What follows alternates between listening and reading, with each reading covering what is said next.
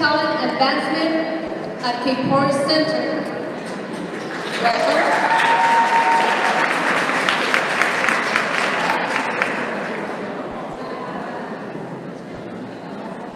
Hello, how are we doing? How was that lunch? Good? Okay. I'm super excited to be on this stage with all of you. Some of you know I helped to put on this event, and I'm very excited to be in conversation with all of these ladies. So please join me in welcoming Sophia, Annalise, Ashley, and Anna.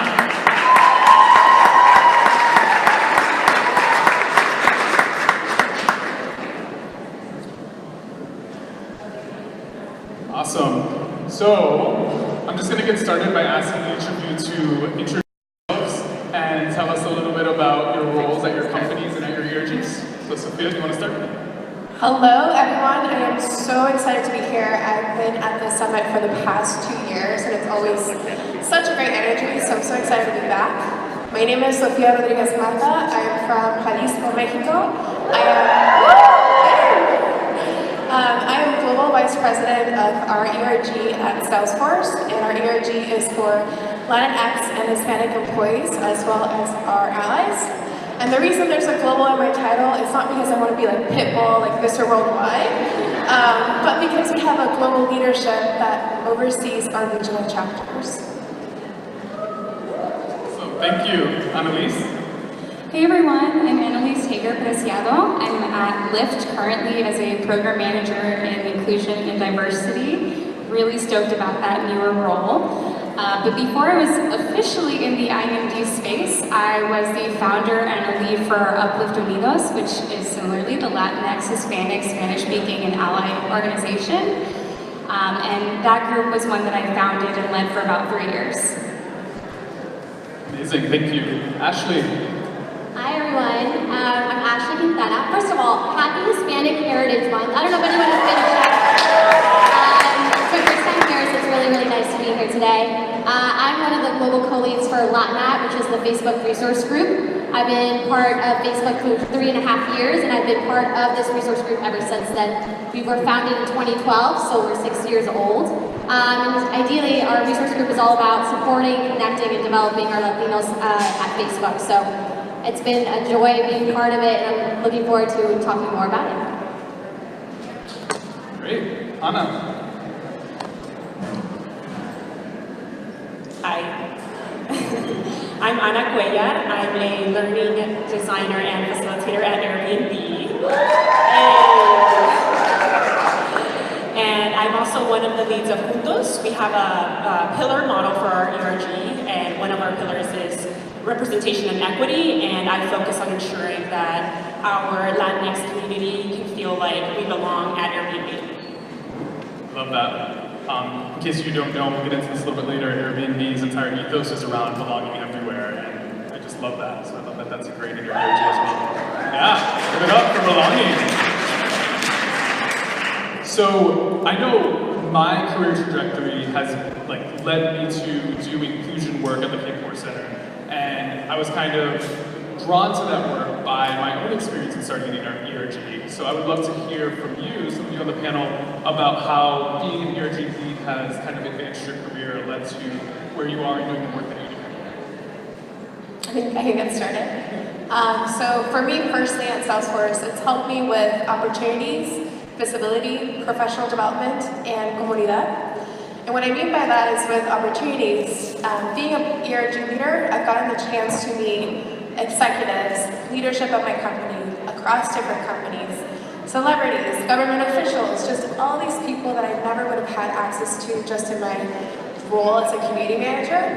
And also opportunities that as Latinas, we don't often get in the tech world, in the ecosystem. And with professional development, I know a lot of us are either looking to get into tech, or perhaps we're looking to expand our roles, whether it's through a promotion, or maybe you want to explore other job functions. And being an ERG leader, you can explore those other functions, whether it's learning finance, being able to manage a team, learning about marketing, And that's something that can also help me with your promotions or also looking into other roles. With visibility, this is something where at my company, we have over 35,000 employees, and we are San Francisco's largest private employer. There's no way that a little fish like me gets noticed in a huge, huge pond, but being an ERG leader, it's given me the visibility to be known, especially because our company does an amazing job at putting our ERGs or equality groups at the forefront, whether it's through town halls, all hands calls, in our marketing, you see us in the lobby screen, so people do recognize who we are. And my last one was the comunidad. And this was a real big surprise to me because through my ERG group, I've gotten to know like my comadres, and I call them my, excuse the language, but my group of chingonas.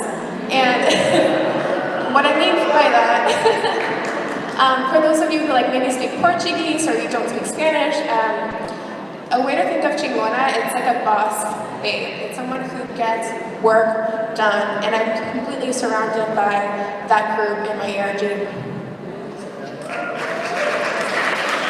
So we definitely like to emphasize leadership. I was approached by our diversity team at first about the global lead position, and I'm sure like many of you, I really questioned it. I was younger at that time, and I remember I was like, I don't think I can do this. It was a lot of people, it's a lot of my community members that were like, you can totally do this. And it really has helped me because we currently have 12 chapters around the world, which we have a structure which is executive sponsor, and then we have global leads and then 2 leads at each chapter. So essentially, if you think about it, every single time, every month, we have syncs with our leads.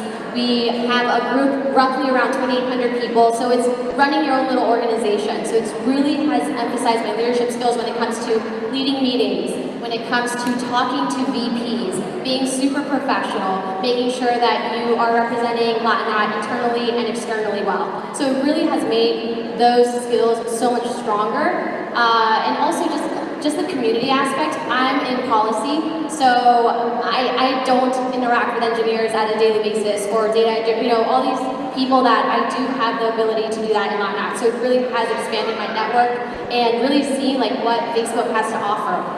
So that's truly what I've benefited, and I always emphasize to new people who want to join that there's so many perks of it, and I don't sugarcoat it. It's a lot of work, it's a lot of hours for those who are part of resource groups, but it's really worth it at the end of the day. So that's been my story. Yeah, amazing. Annalise, I know you recently had a career transition, and we can talk about the work that you've done.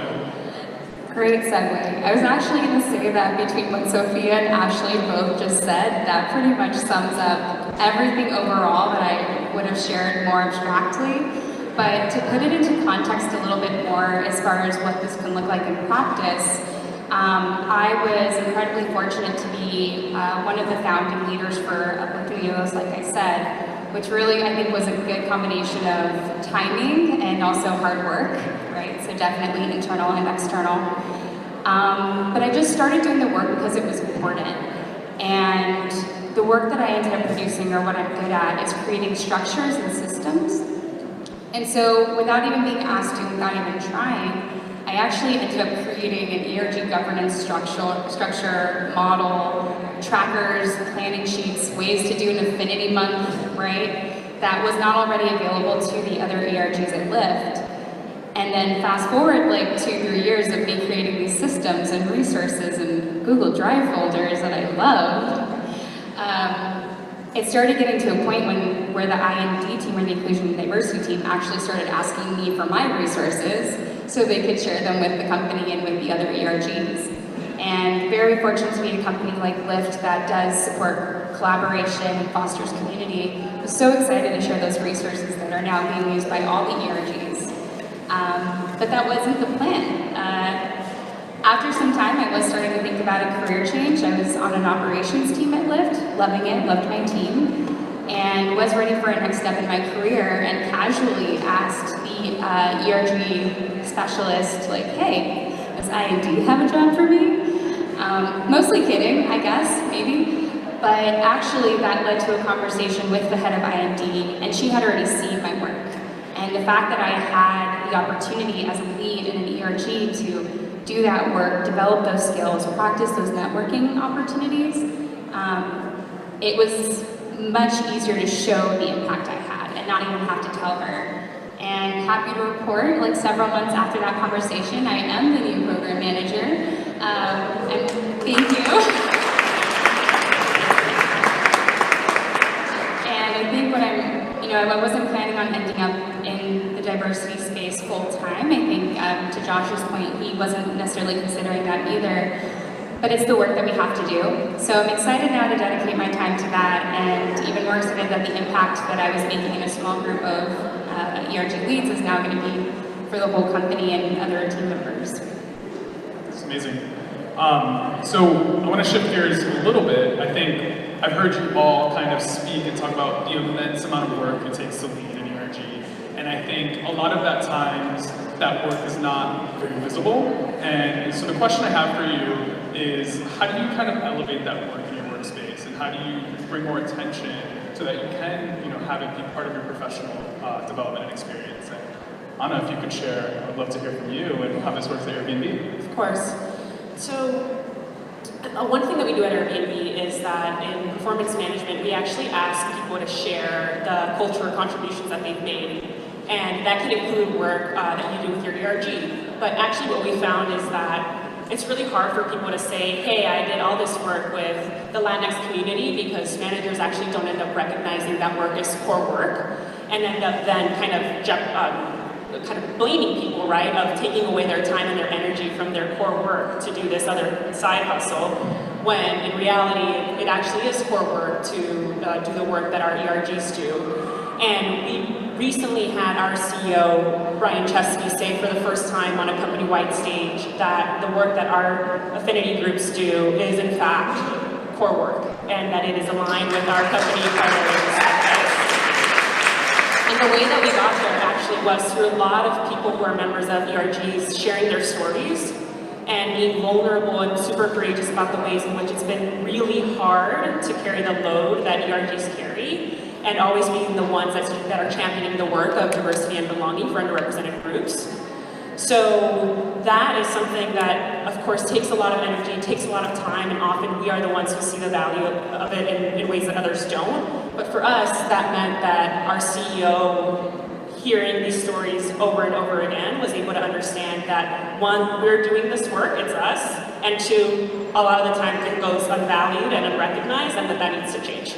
So where you can, share your stories, because that's really made a difference for us.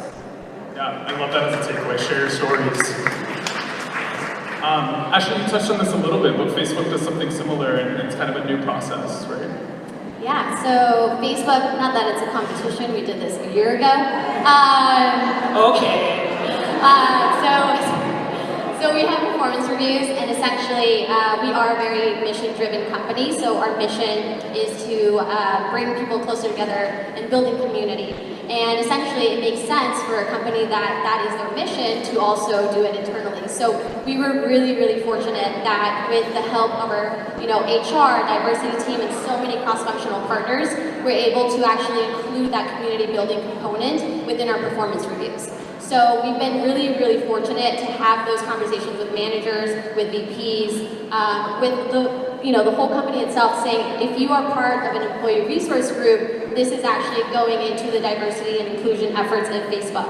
And we're actually having a really aggressive goal. We actually publicly just said that we're roughly 5% Latinos at Facebook, and in 5 years we want to double it. So it's gonna be an exciting time. And we have recruiters here, so just doing a little shout out to our recruiters. Definitely go talk to them. But we're really excited because being Latina, we want to make sure that we're part of that and part of those efforts, and making sure that we have a saying at Facebook that this is your company now. When we start, that's truly the case when it comes to emphasizing the work that we do. Love that. Yeah, so many. I mean, you can clap. That's impressive. Yeah. So we've talked a lot about the value of ERGs on a personal level, and how it's kind of something that you can use for professional development and is a way for people to get a lot of exposure within the companies. I think there's another side to ERGs and another benefit, which is really how ERGs can help to drive business and product decisions. And I know Salesforce is doing amazing things with this, Sophia. I'd love to hear a little bit more about that. Yeah, and I think that's something, if anyone here is looking to start an ERG or you are part of an ERG, especially when you're thinking of executive sponsors or what you want your goals to be, think of the business areas that you do want to impact. I know a lot of the work that our ERGs have done. For example, we have a group called Ability Force. They have really brought accessibility to the forefront of our corporate conferences like Dreamforce, Trella DX, that bring thousands of people into San Francisco, and now India in December, we're having a conference there. But the work that they've done, it's in their best practices, FAQs, it's documentation that I reference in my role as a community manager. And their work has been elevated to the point where now Salesforce is opening a new office of accessibility, and they're actually hiring for 3 roles for that office right now. That's just one example. We've also had mentorship programs that all ERGs have started, and that's gained so much traction that now there's going to be a formal mentorship program at Salesforce. They're also hiring for that role. And I just bring those 2 up because they're really recent, like they barely started to hire for now, but I think what all these examples show you is that an ERG can notice that there is an area of opportunity where there's a problem. They can come up with a solution, they can test it out, try it out, and then show the value to leadership or the company. And because you're able to show the value through data, your company's going to pay attention and they're going to back that behind you.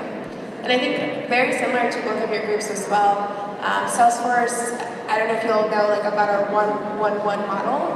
Volunteering is at the core of what we do. And for a lot of employees for a really long time, there wasn't time. You know, you were volunteering as an ERG leader in the evening, you were trying to find time. And the company recognized that the work that we do is so integral to the DNA of the company that any work that was that's like sacred. That's your PTO time, but for volunteering. And your manager, your VP, your SVP, like everyone has to respect the fact that you do have that volunteer time off. Amazing. So we have a group of amazing mission-driven companies on the stage. Andres, anything you want to add to in terms of how Lyft kind of brings mission-driven work to the work that y'all do? Sure. The 2 things that come to mind for me are how much Uplift Unidos pushed for the Lyft app to be in Spanish. That was a really big thing that we championed internally before it actually came to life. And like Sophia was saying, the importance of the data that you bring to the table when you're talking to executives and folks cross-functionally.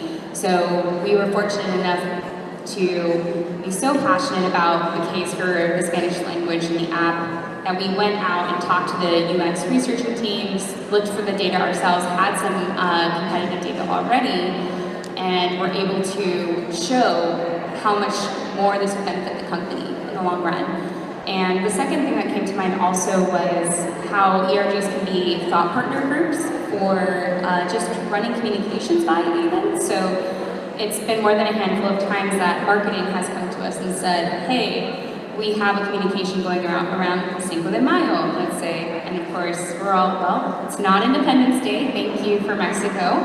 And let's talk about the messaging. And we actually have seen marketing come to us, come for our feedback, take our feedback, change their campaign, and then go live. So that's really impactful. Yeah, that's super powerful. And I love that you brought up the benefit of localization in a language like Spanish, because if we do look at the data, Spanish-speaking consumers are just on the rise, right? So I think driving that as a business value is just so important, and really seeing all of the benefits that we provide as ERG leads and as talent in these companies. So another lens I want to bring to the conversation is around, all of you have kind of mentioned executive sponsorship and the importance. I would love to hear a little bit more about your journeys with your executive sponsors and what has kind of been enlightening, what has kind of been powerful and transformative. And Ashley, I know you have some really great thoughts on this. So I think I briefly mentioned about the structure that we run. So we have 9 employee resource groups at Facebook. Latin being one of them. And so our executive sponsor actually is very new. He's our CMO, which is an amazing opportunity. So our Chief Marketing Officer, which is Antonio Lucio. He's probably not tuning in right now, but it's his birthday too, so a little shout out for his birthday. Happy birthday, Antonio. But it's been amazing. We actually, before him, we had Delphina Eberly. And shout out to Latinas because all our leads were mostly Latinas.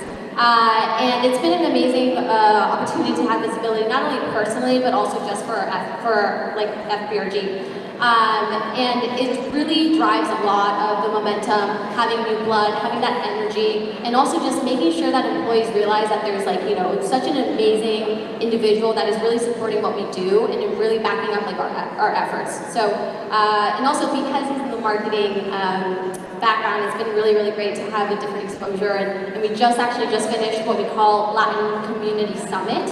So Facebook, we have these community summits that we actually fly in all our Latinos to headquarters, and for actually 3 days we came together as a community, and it's been an amazing opportunity, and that's truly when our CMO shined and really expressed his vision for what he sees Latinx to be, which actually at Facebook we have the 4 C's component. It's company, culture, career, and community. And a big emphasis that we want, especially with the alignment of recruiting more Latinos at our company, is career, right? So how do we develop our Latinos at the company and making sure that we're retaining them and developing them from, you know, ICs to managers, but also how do we get more Latino talent? And that's a lot of networking, right? So it's been an amazing opportunity to have this executive sponsor. I'm really looking forward to what our growth is looking like for 2020. That's amazing.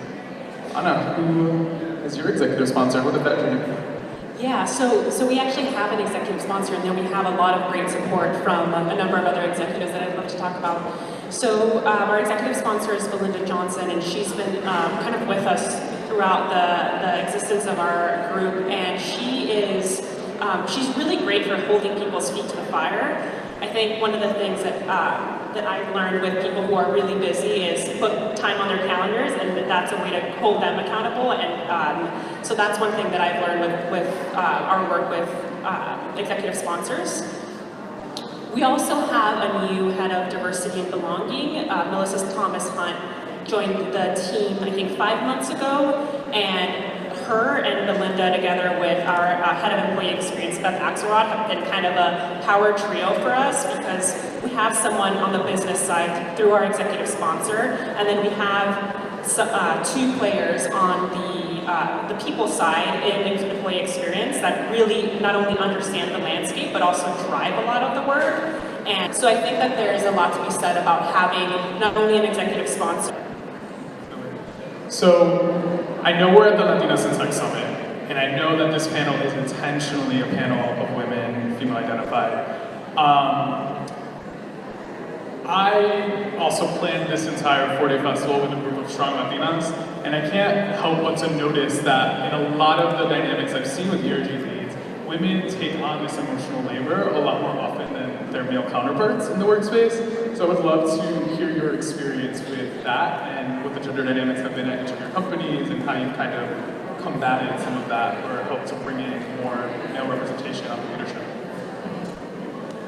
Yeah, so that was something I've noticed within our group specifically, and I think the one thing I'll highlight in this panel is I always notice that the male identifying leads on my team, or our leadership team, were always willing to let us know when they couldn't take something on, which is phenomenal, right? It's great communication and it helps us know who's available to actually do the work. But I didn't hear the female identifying leads say the same, and it wouldn't be until one-on-one conversations when I would be talking to one of the leads to say, hey, how's life? One of our leads, for instance, got promoted at the company, so proud of her, and also moved states, and also is getting married in the coming 3 months, and hadn't even thought to take a break. So as far as combating this, I mean, for one, when people are being direct about their bandwidth, please celebrate them and acknowledge it. But for 2, also be a support to people and listen to where they're at and what they have going on in life. Like, please do make it personal in a positive way. And what we've adopted in our leadership group is putting your leadership on pause or going on hiatus. So in my leadership tracking spreadsheet, actually have notes about when people started and if they're taking a break, and essentially letting anyone who needs a lead from our group know who's actually available at that time and what you can go to them for. Yeah, I think I totally have seen that as well, and I think it's, you know, women across race and ethnicity, we are penalized when we don't do like the low visibility tasks. We're always the ones that have to raise our hands for, let me review this PowerPoint, let me do some peer editing, let me plan the offsite for my whole team, let me get the birthday present for my coworker, and I'm totally gonna do this. I'm gonna raise my hand even though I have all these other things to do, and I have to do it with a smile on my face. I can't ever like complain about it, and it's something that is systematic, it's something that affects all of us, and I think to your point, something that we can learn from that is prioritizing and really being vocal and supporting each other when we are saying, actually, I can't take this on because X, Y, Z. And as a leadership group saying, like, I see that, I agree with you, who else can take this on? So really using each other as a support system to almost validate the fact that we are putting upward priorities up there. And I think for any of the men here, like male identifying, do the work too. Raise your hand, like help us. And like when we are doing those tasks, make sure you are speaking to leadership and really praising us for the work that we do, because it is essential. Like the work that we do is very, very valid to your success and the company's success. Can I just, on that note of do the work too, I just want to add, for any of you who are scared of trying out a new skill, like planning a social or something else, always feel free to ask your counterpart leads. I've done my fair share of trainings on how to send calendar invites and how to talk about when we're having an asada for the group. So don't be afraid to ask questions if you're in that space of wanting to take on more but haven't yet. I have to summarize all of that because there were just so many amazing takeaways. It was like, don't be afraid to ask for help. Don't be afraid to like try something new. Lean on community for support. That was just like so many gems.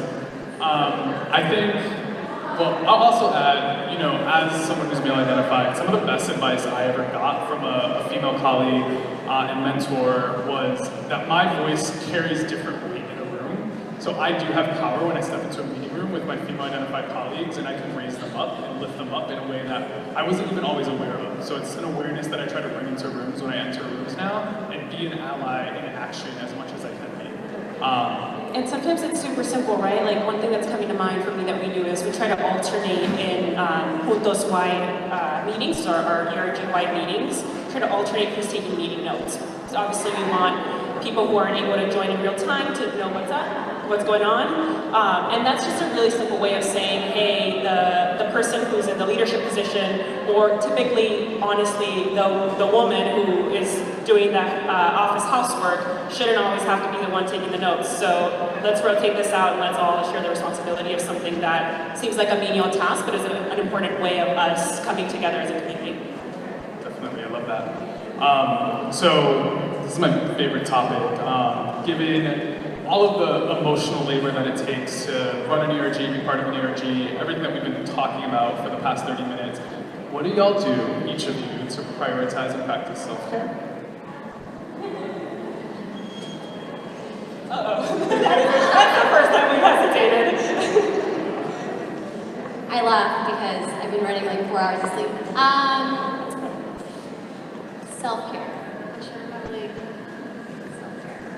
I would say for me, honestly, it's just me time. I think it's hard when you're go, go, go, moving so fast that you kind of lose track of you. And I think in my core role, I'm surrounded by people all the time. In Latinat, I also have to be around people.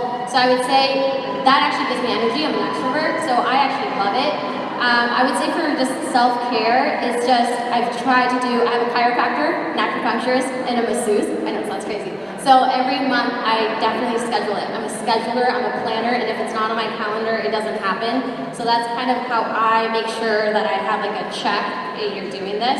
And I think one of the things we're talking about just responsibility, for me, I'm a very type A, and I'm sure the people that know me, I like, there's a certain way I want it, and so I think letting go has been somewhat of a self-care, which sounds odd, but making sure that you are empowering others to do it and training them as well. And I think, especially women, I think you're like, well, might as well just do it myself, I can get it done. And I think that mentality needs to change, especially as you're getting more responsibilities. It's just not sustainable to do it all. And so I think that has been a big learning for me, and it's really has helped me increase the self-care and making sure that I balance that work-life balance. It's cracking me up that this was the one question you got silence from us. Oh gosh. When you asked that, the image that came to mind was a bubble bath. Because if I take a bubble bath, that means I'm taking the time to do something I love, and candles are always included. But on a less nighttime routine note, confidently taking off days from work. You don't have to take a 2-week-long vacation for that to be self-care and to refresh.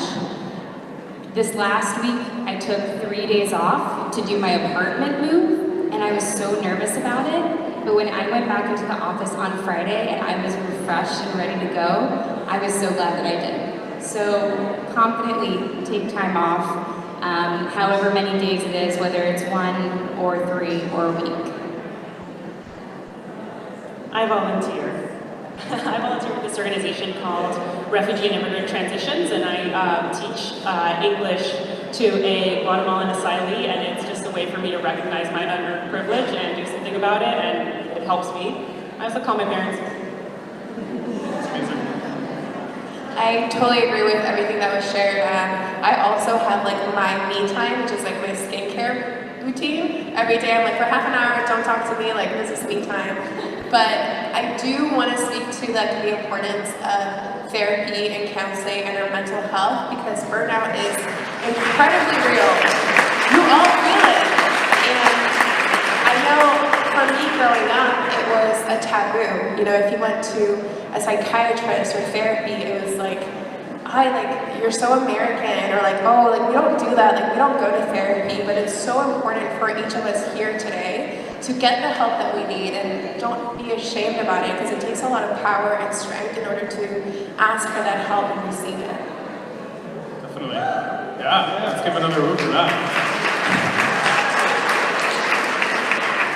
I'm a huge advocate of therapy, chiropractor, executive coach. I think it takes a team to like get to the places that we're at, and I think that's always invisible in terms of like what it means to like be in these positions, and like self-care is just so important, and just like understanding that none of us got here alone. We all like need that community, and I'm so grateful for that. So thank you all for sharing. Closing questions for each of you are around, you know, what is the one piece of advice you're going to give everyone in the audience who's thinking about joining the ERG who's not part of one yet? Raise a hand who is part of an employee resource group. Okay, that's awesome.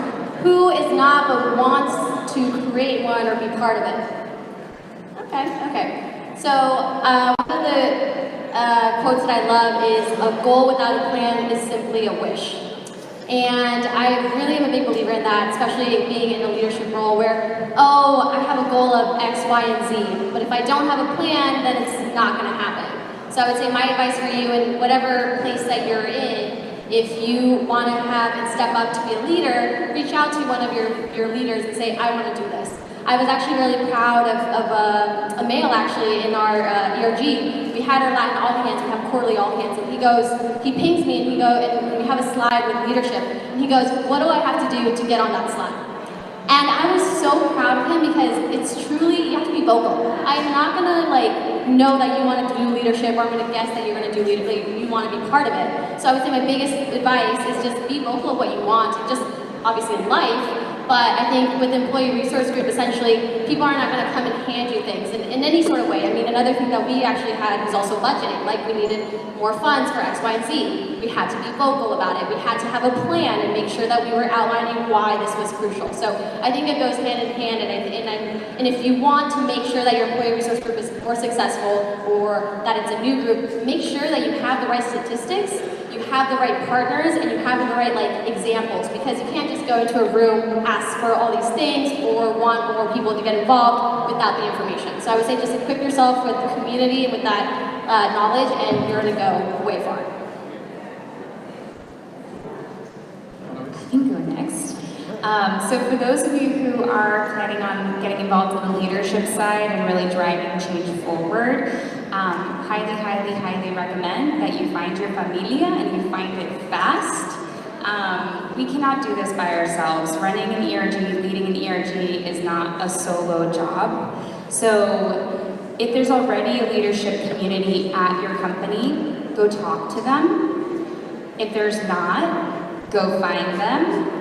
And on the note of expanding your leadership group, whenever someone reaches out to you and they're even moderately interested in a leadership opportunity, follow up with them. Don't let that lead go cold, because people who come to you and who want to be the change, they're the ones that are actually going to do the work. So if you get a hold of them and get them into your leadership group, that's how you're going to have a really successful community.